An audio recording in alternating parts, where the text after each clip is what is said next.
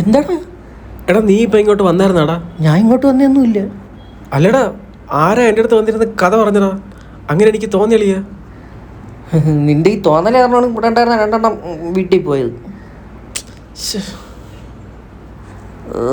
അത് മനുഷ്യൻ പേടിച്ചാണ് കുളിക്കണത് തന്നെ. അതിന് എനിക്ക് പേടിക്കണത്? എടാ അത് പിന്നെ കണ്ണടച്ച് കഴിഞ്ഞാൽ കെട്ടിനകത്ത് ഇങ്ങനെ എനിക്ക് തോന്നുള്ളിയാ. അത് എടാ അത് പിന്നെ ഞാൻ പണ്ട് കിണറ്റിൻ്റെ മൂട്ടിൽ നിന്നാണ് കുളിക്കുന്നത്.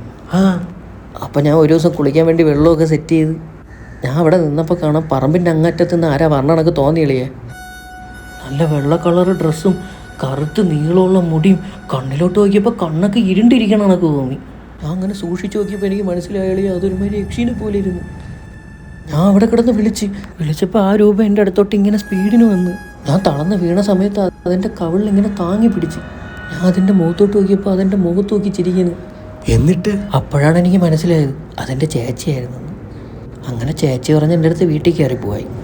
അങ്ങനെ പേടിച്ച് ഞാൻ എൻ്റെ വീട്ടിൻ്റെ അകത്തോട്ട് കയറി ചെന്നപ്പോൾ കാണാം.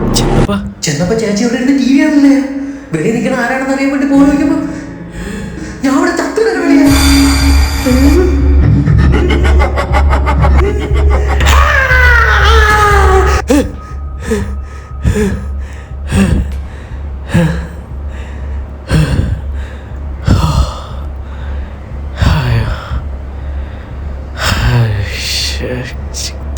കഷ്ടം.